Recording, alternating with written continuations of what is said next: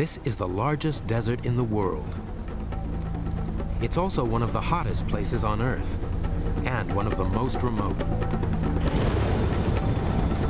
Italian archaeologist Dr. Savino Dell'Ernia of the University of Rome has been driving for 2 days.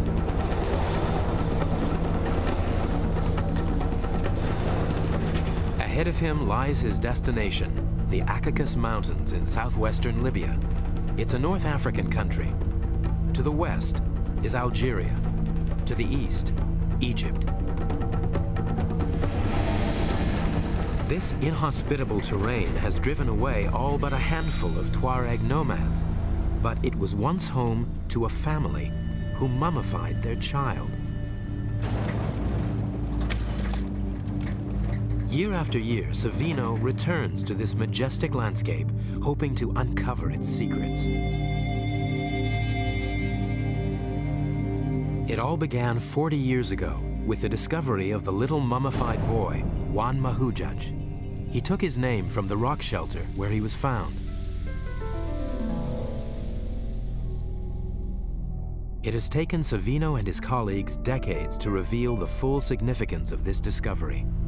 I think that mummy and the rock shelter really started the archaeological and historical reconstruction of the ancient civilizations here in the Sahara. We think of Libya's population today as largely Middle Eastern, yet the team still believed that thousands of years ago this area was inhabited by black Africans from the south. But apart from some rock art depicting black hunters, archaeologists had no proof of this. The mummy changed all that. The significance of the black mummy is very great. We have the first evidence of black people in the area, that it was supposed to be, but we hadn't hard evidence of this. This was the beginning of an extraordinary quest that would ultimately reveal an unknown African culture.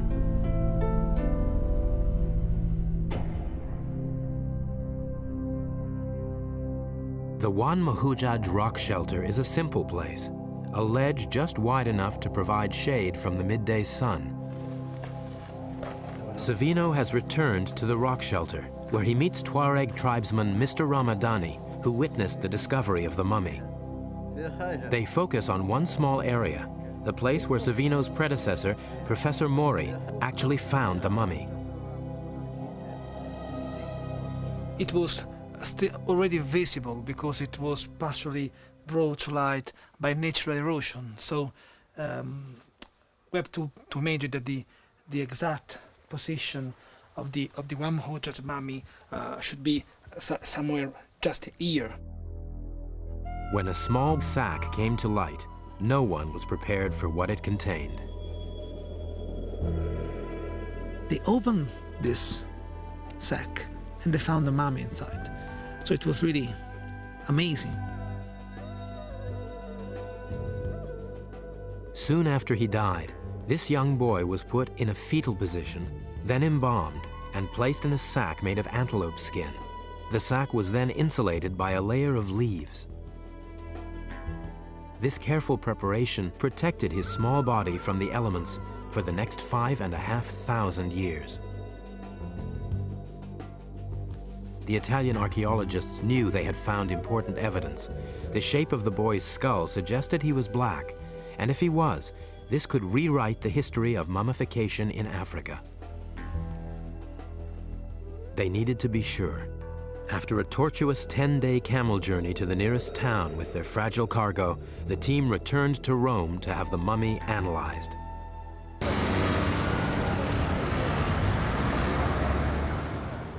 Dr. Giorgio Manzi of the University of Rome is the world's foremost expert on human remains in Libya, and his department boasts an impressive collection of Libyan skulls.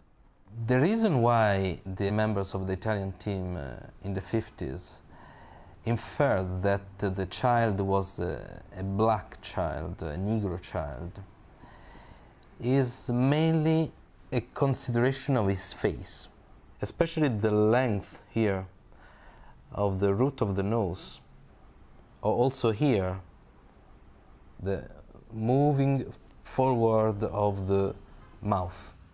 The mummy's teeth also revealed his age at death. When the Italian team first examined the Ouammoudia child, they looked at the teeth and found that it was very young. Especially using X-rays, it was easy to determine the exact age, looking at teeth still in the bone, in the alveolus. So the team had established that Juan Mahudzaj was a black, 2.5-year-old boy. But it was the results of the carbon dating which were so amazing. Juan Mahudzaj was 5,600 years old. This made him the oldest black mummy ever found in Africa. But where did he come from? Who had mummified this boy 1,000 years before the Egyptians supposedly invented mummification in Africa? The origins of Juan Mahudzaj, the Black Mummy, were a mystery. To find out more about the boy, Savino returns to the Tripoli Museum where the mummy now rests. I think the most impressive evidence of mummification is the skin on the skull. You can see all around the skull the skin of the child.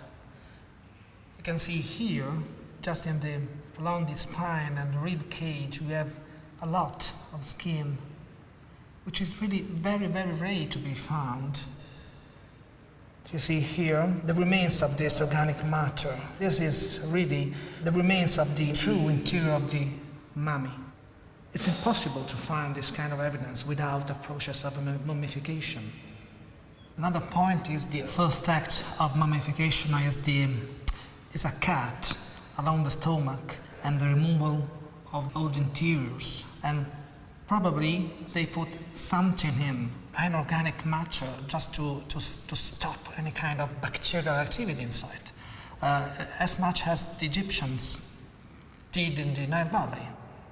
What makes Juan Mahudzaj unique is that he's the oldest eviscerated mummy ever found in Africa. Incisions were made along his stomach and thorax. Then his organs were removed, and an organic preservative inserted to stop his body from decomposing.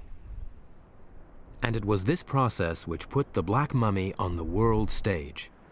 Academics, like mummy expert and Egyptologist Dr. Joanne Fletcher, were intrigued.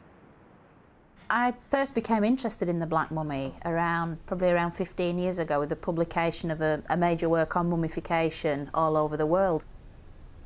The key point of interest in the Black Mummy is the fact that it's been eviscerated. The internal organs have been removed from the chest, from the thorax, and of course from the abdomen. And because of this very sophisticated form of evisceration, what we have is essentially the earliest form of complete mummification yet found in Africa. And it's interesting that everybody always goes to Egypt as the home of mummification. And yet, in fact, from the dates of the Black Mummy, there's certainly nothing like that going on in Egypt at that time. So my question to myself was, did this Black Mummy in any way contribute to the later Egyptian practice of complete mummification, or did the two traditions develop independently?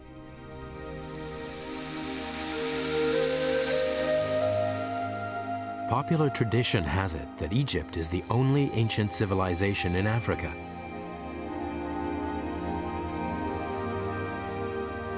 Its art and religion were renowned, and according to the Orthodox view, it was definitely the home of African mummification.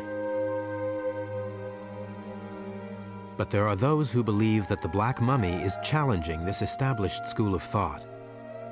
Professor David Mattingly specializes in Saharan civilizations. When a mummy is discovered somewhere in the Central Sahara, it's perhaps not surprising that the average person in the street might assume the direct involvement of Egypt somewhere in this process. And I think it's a common image that Egypt is like a searchlight shining out, illuminating those dark spaces of the Sahara.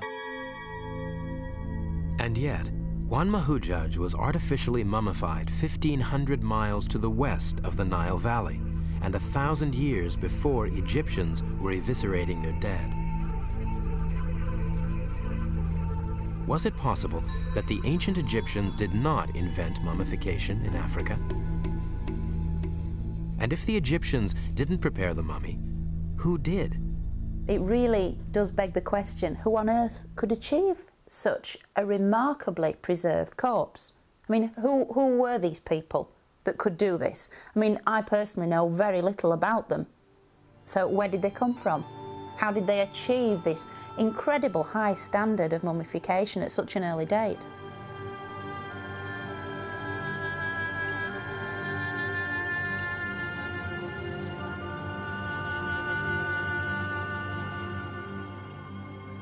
Finding out more about Juan Mahujaj's people and their culture is exactly what Savino de Lernia has been doing for the past 12 years.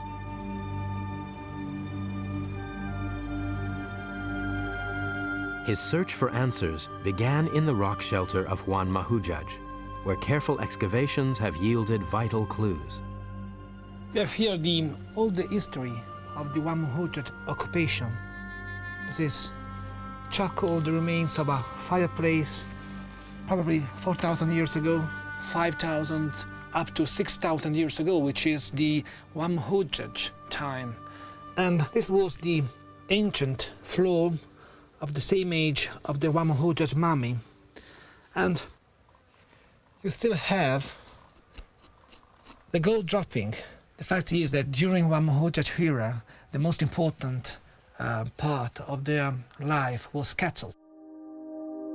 This seemed surprising. Cattle don't live in deserts, but they feature strongly in rock art throughout the Akakos Mountains. More than 50% of the paintings from the Juan Mahujaj period were cattle. So this really explains the importance of this animal 6,000 years ago. And we have here wonderful, wonderful domestic cattle. We can say domestic because this cow has two colors, so red and white is typical of the domestic animals.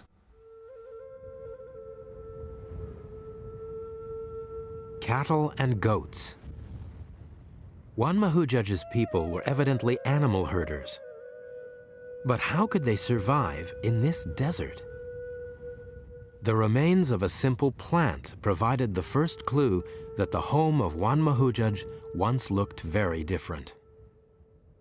During the Juan Mahujaj era, more than 5,000 years ago, 5,500 years ago, we have here evidence of pollen from Typha plants, which are plants really very water demanding.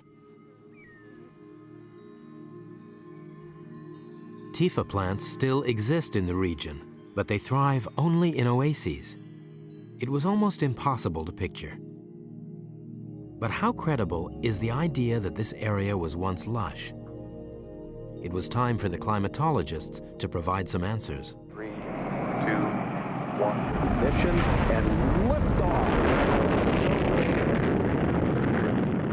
One of NASA's satellites brought the Sahara to the attention of Dr. Kevin White. He now heads a team at England's Reading University, which uses the latest technology to study ancient environments. NASA scientists were looking at images of the Western Desert as an analogy of their studies of the Martian surface. And they were looking at it using radar instruments and comparing those with more conventional satellite images. And they discovered a whole series of buried river networks underneath what is now a sand sheet. The radar penetrated the desert surface to reveal an ancient system of river channels that once fed into vast lakes.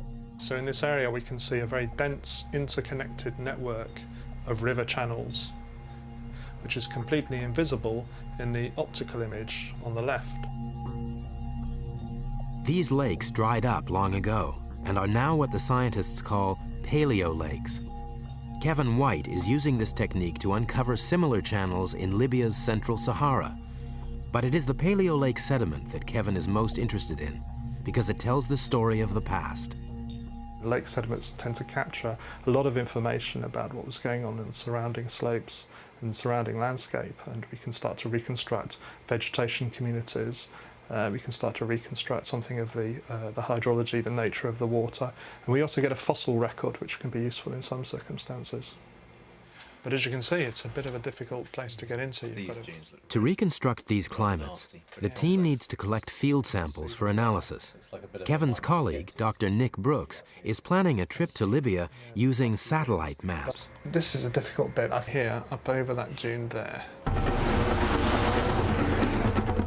Come up over this way, and then there's definitely a gap through there.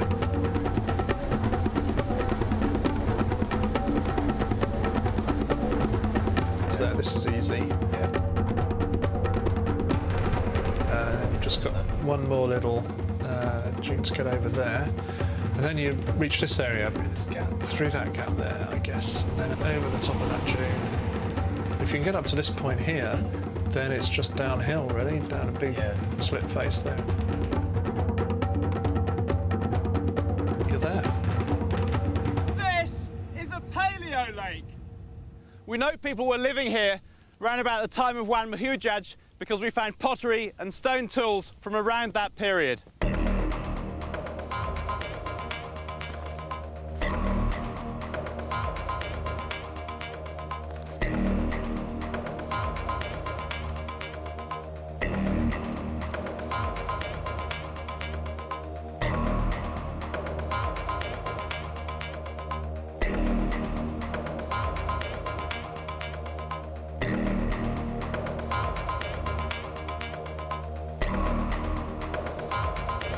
What I'm actually looking for is things like organic lake deposits, so we can radiocarbon date them. We can also date things like snail shells from freshwater snails that we know must have lived in a wet environment. We can date animal bone, if we can find bones of things like elephants and rhinoceros and crocodiles and fish even, that would be fantastic.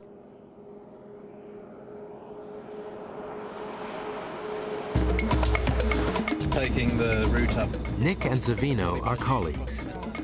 They're heading for a dry riverbed a few hours from the Wad Mahujaj rock shelter. Could the evidence at this site prove this area once looked very different? So what was your favourite out of the whole suite of engravings we've got up in Masandouche? My favorite one, Yeah. actually, is the cat-like figures. Yeah. It's really amazing. Yeah.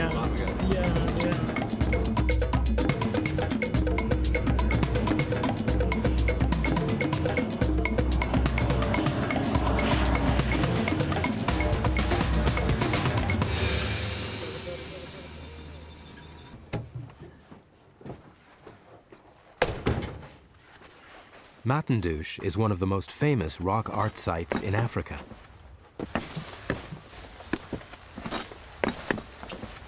You can see the rhino here upside down with the two human figures. Still the some kind of axe, hand axe here. There is a lot of animals. There is the elephant and 2 or 3 giraffes with a lot of superimpositions. Yeah, it's quite complex. But the giraffe is really impressive. It's very well done. And Shame it's lost its nose, but it's still pretty good. yeah, and the 3 cat-like figures over there. And my favorite is the one on the corner, just with the. I think it's the masterpiece of the rock art in the Wadi Masandouche area. Absolutely. Hey, I think we found the giraffe's nose down here. Really? It looks like it, yeah. Yeah, you're So right. there we go. Yeah, you're right. It hasn't gone far.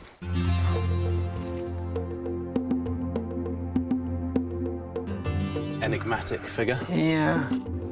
All the animals depicted here live only in savannas, but it was the next carving that completed the picture for Nick.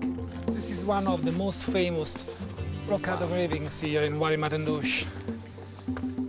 It's the representation of a crocodile with the wild fauna style, which is believed to be the oldest style of rock art here in Wadi Masandouche. It's really spectacular, and we know that things like elephants and giraffe and some of the other big animals can live in quite dry environments, not as dry as we've got here today. Yeah. But this is really the final proof. This was a river, you know. Crocodiles don't live in arid environments. Yeah, absolutely. So looking at the carvings on the rock face here, we can, with a bit of imagination, speculate about what the landscape would have been like, what would have been going on. We'd probably be standing at the water's edge here. maybe when it was a seasonal river or something. We would have had maybe some hippos down here in the shallows. This probably would have been a dangerous place to stand because we would have had crocodiles coming out of the water onto the banks. There's a lot of animals, wild animals, just in the place. Perhaps elephants coming down to the water. Over there where we would have had a savanna landscape, and I saw a lion on the rock carving, so perhaps we would have had lions hunting the giraffe and hunting gazelles or whatever, as well as the people that were here hunting the animals. It's a piece of African landscape. Just like you'd see in southern Africa today, like Zimbabwe or Tanzania or Kenya today, parts of those countries.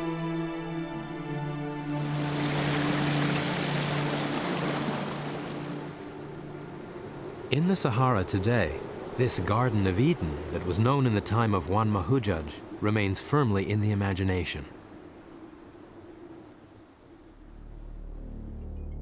But it is still possible to experience what an ancient lake was like, even in the middle of the desert.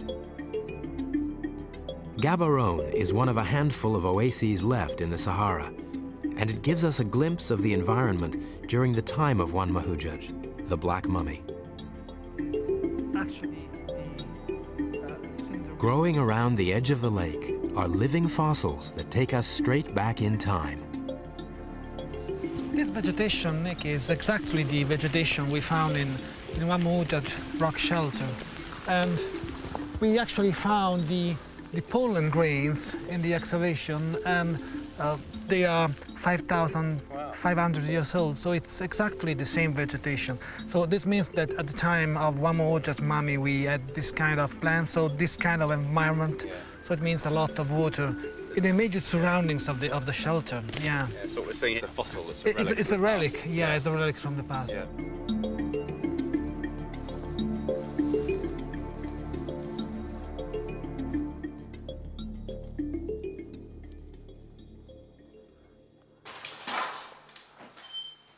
Dr. Nick Brooks returns to Reading. Analysis of their paleoclimate data has given Kevin enough information to produce an environmental model going back 10,000 I'll years. just finish off this little landscape model and I'll show you what we've got. It's pretty exciting. Okay, let's give it a try. The lake's reconstructed according to our field data.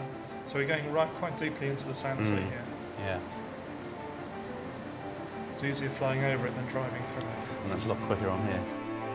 The model takes us back from the arid present day, through the time of Juan Mahujaj, to when the Saharan climate changed dramatically, covering the dunes with vegetation and turning the valleys into lakes. It all happened 10,000 years ago, when a shift in the Earth's axis caused the tropical monsoons to penetrate further north, right into the central Sahara. And with these rains came the ancestors of Juan Mahujaj. 10,000 years ago, humans, black humans coming from the south, following the monsoon belt, occupied the central range of the Sahara. This led to the first occupation of the central Sahara, and we have these black people in the central ranges in the Caucasus Mountains and in the immediate surroundings. And they were not the only ones. Around 7,000 years ago, people from Mesopotamia and Palestine arrived, introducing cattle and goats into the central Sahara. So we can imagine that the central Sahara, the Caucasus Mountains, has been one of the first world melting pot, because we have black people coming from the south and say something like white people coming from the Near East and probably Eastern Sahara. Today in Libya, you can see the legacy of this early melting pot. Walking down the streets of present-day Libya, I'm always struck by the incredible diversity of humanity that one encounters, and that reflects broadly the sort of crossroads position of Libya within the Mediterranean with its Saharan hinterland. Libya's been a great melting pot throughout its history, but what's really surprising is how far back in time that goes, this intermingling of white Mediterranean types with Negroid Saharan types. And that we can see very clearly from this work in the Central Sahara. This ethnic diversity explains some intriguing rock art that initially puzzled Savino. The face of these people are not black as one Mahujaj, but they are white. And you can see this looking at the profile of the face and to the style.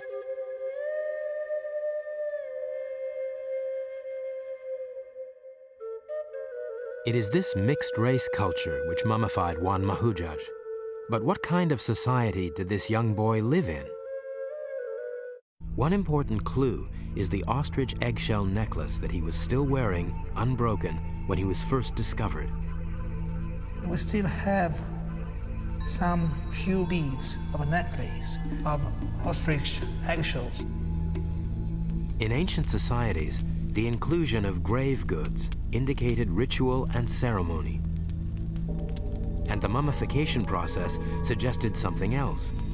Even though Juan Mahujaj is the only complete Saharan mummy ever found, these people had been mummifying their dead for hundreds, if not thousands of years before the boy died.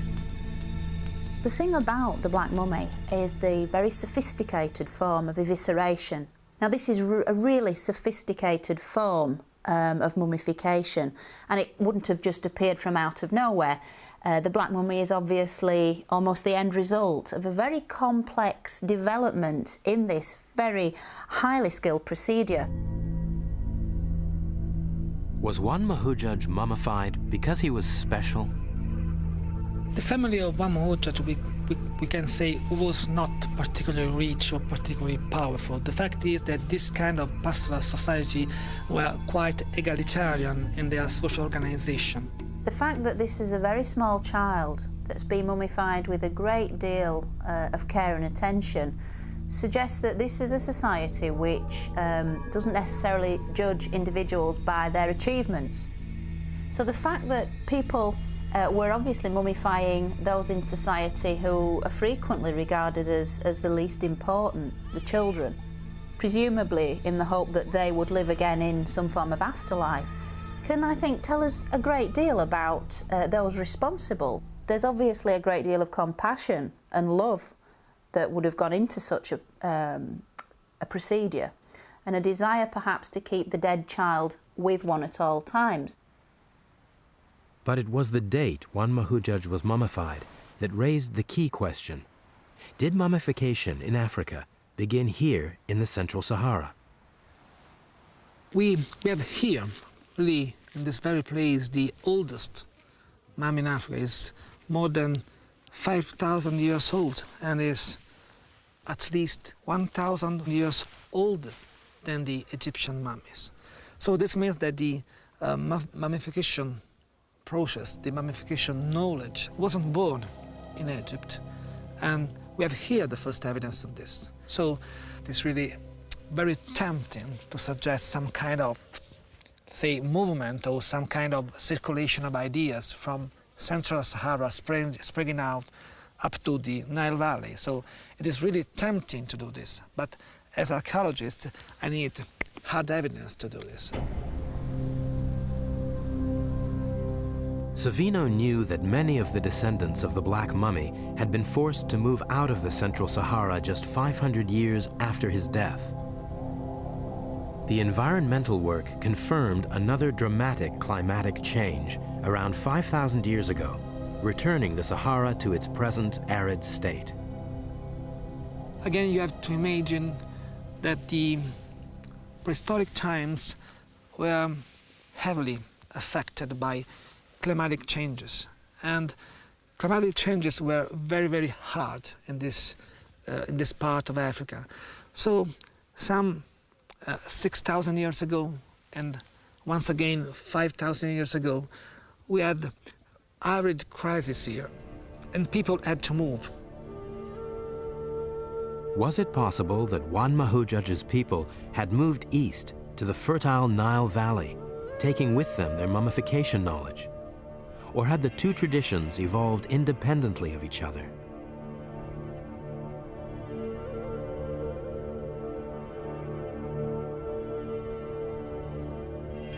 Savino's search for more evidence led him on a journey of exploration all over the Libyan Sahara.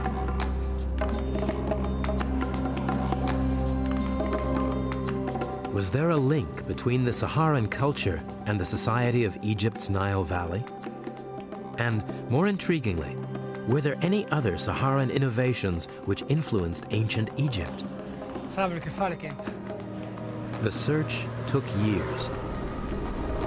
But eventually he found his first clue.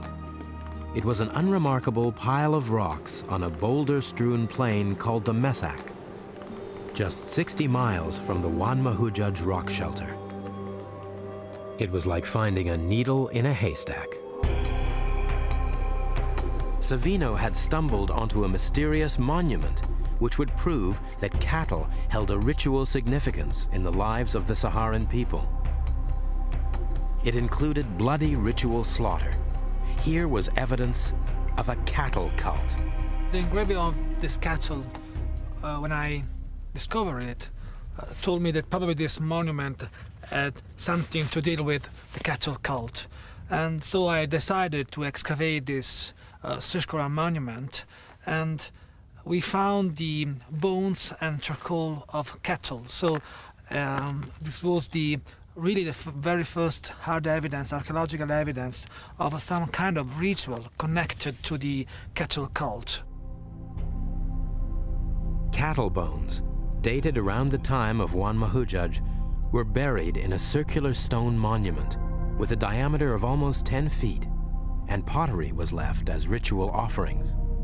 The discovery of the ritual areas for the slaughter of sacred cattle in Libya, in the Saharan cultures, very much puts me in mind of later practices in Pharaonic Egypt, whereby cattle were ritually slaughtered within the temple precincts and then offered as the sacred offering on a daily basis to the gods in question. Not only that, but during the funerary cult of the deceased, where human mummies were buried in tombs, the sort of high point of the funeral rite was to sever the foreleg of a cow, and while it was still quivering with life, offer it to the mouth of the deceased in order to transfer the life which still could be seen twitching in this severed limb. This would be then transferred into the body of the deceased human, with the hope, the fervent hope, that these people would then live again in the afterlife. And so you have cattle used as a means to transfer sacred power, sacred knowledge, sacred energy, if you like, into deceased humans. And so you have this sort of symbiotic relationship between human and animal that's very clear in Pharaonic Egypt, and as we're seeing in the Saharan cultures, equally clear further west. So the Egyptian idea that cattle provided a channel between humans and gods was not a new one. In fact, the cattle cult had been present in the Central Sahara for thousands of years before it reached its zenith in the Nile Valley. It's quite tempting to suggest that some kind of relationship actually should exist between this important, huge cultural evidence of cattle cult in the Sahara and the rise of cattle cult in the Egyptian ideology. I think it's quite likely.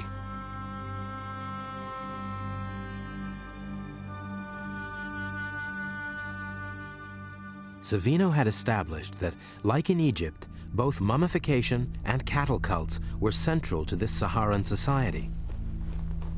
And then, in a dry wadi less than a mile from the cattle monuments, he found something even more conclusive.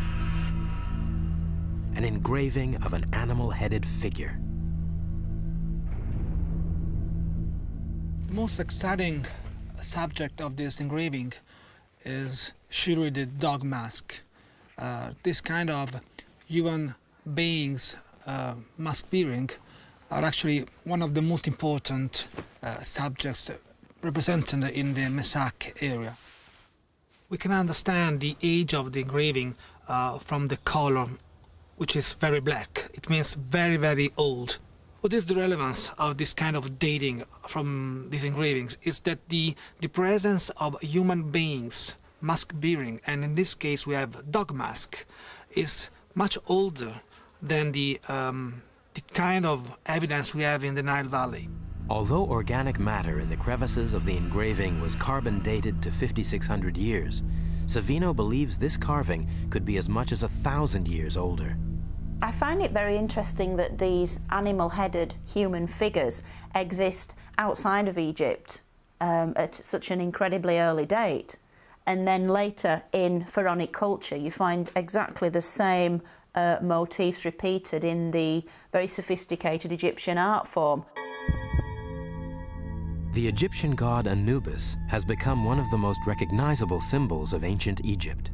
This is Anubis, the ancient Egyptian god of embalming and the guardian of the dead.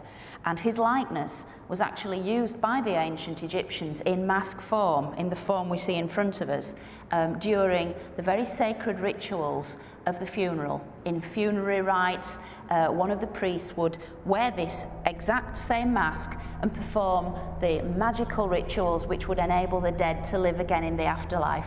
And I find it really fascinating that in the Saharan cultures we're finding petroglyphs of human beings wearing jackal masks, almost dog-headed figures in fact, at least 1,000 years prior to the emergence of Anubis in ancient Egyptian mythology. So the rise of the cattle cult and animal-headed humans in Central Saharan society occurred well before their appearance in the Nile Valley. But could a small, obscure society really have this much influence? The archaeologists had to know whether the culture of Juan Mahujaj had spread beyond the southwestern corner of Libya. 500 miles to the south, a site in modern-day Niger began to provide the answers to this question. In the 1980s, French archaeologists uncovered pottery, human burials, and rock art, which were all almost exactly the same as the evidence found in Libya by the Italians. And similar artifacts were found throughout North Africa. It looked like this culture was far more widespread than anyone had ever imagined. So we have just here Tripoli, we have here Cairo and the Nile, and just in the center we have the Caucasus Mountains. And we have Algeria, Libya, Egypt, and Sudan, and Chad, and Niger, and Mali. So this area is bigger than Europe, so it means that all this very, very large extent was inhabited during ancient times by the same ancient African Saharan culture. The size of this culture was extraordinary. It spanned most of North Africa, from Mali to the western fringes of Egypt itself. In many ways, this vast Saharan culture really didn't have to go very far in terms of physical distance in order to influence the people of the Nile Valley. They were almost there, so it was just a very short step from the western desert of Egypt right into the Nile Valley itself. The big picture was almost complete, but the archaeologists still needed proof that this African culture had affected Egypt. They needed evidence of a direct link. They needed proof of contact. The Italians turned to the most prevalent artifact in the Caucasus Mountains, pottery. How did the local Saharan pottery compare with the pottery excavated in the Nile Valley? At a cave near the rock shelter where Juan Mahujaj was found, Savino had already discovered pottery shards dating back to the earliest pottery in Africa. We can still see this is a piece of pottery and probably is 9,000 years old. It is decorated with impressions, with a waving motion, and this pottery is among the oldest in the world. The Italian team collected enough pottery shards to reconstruct an entire pot. It's now back in Rome with Savino. This is the pottery we have in the area of Juan Mahujaj. It's typical for the kind of decoration. probably 6,000 years old. This kind of decoration, which it is made with impressions, with a stick, we find pottery decorated in this identical way in a very large area. This pot was not a one-off. It had a distinctive Saharan style. It was completely different to the undecorated pottery found near the Nile. But excavations in the Nile Valley reveal that around 6,000 years ago, there was a dramatic influx of the highly decorated Saharan pottery. We have archaeological excavation sequence, especially in Sudanese Nile Valley, with local pottery, 10,000, 9,000, 8,000 years old. And after, quite suddenly, we have the arrival of Central Saharan pottery, which is quite different from a technical point of view. So it means that either people or, in my view, ideas and this kind of communication arrived in the southern Nile Valley some 6,000 years ago. Was this the final piece of the puzzle? Had the archaeologists found proof that the Saharan culture influenced the Nile Valley? And if so, what had happened to these people? Despite their influence and sophistication, all but a few traces of this Central Saharan culture have disappeared. It's as if their whole history had literally been covered by the sands of the Sahara. But archaeologists are ensuring their innovations did not die with them.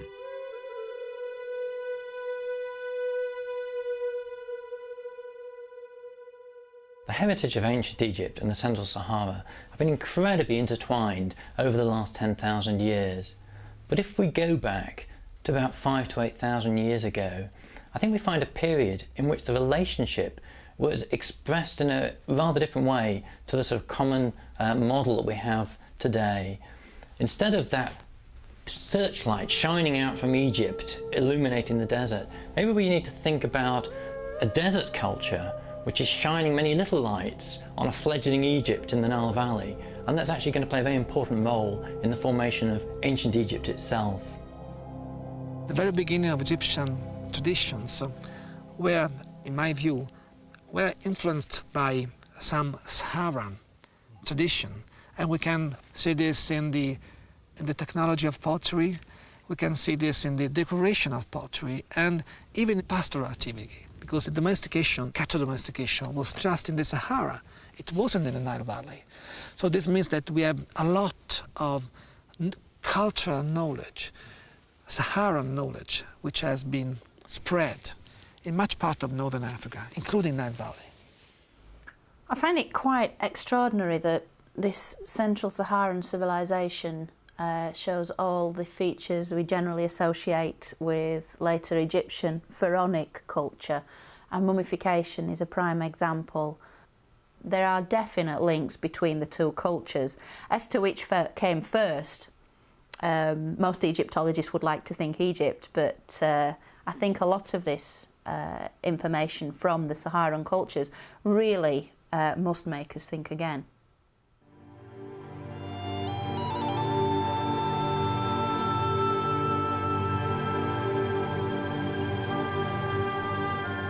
Amorges was a little boy of 2 years and a half, living with his family in the Akikos Mountains more than 5,500 years ago.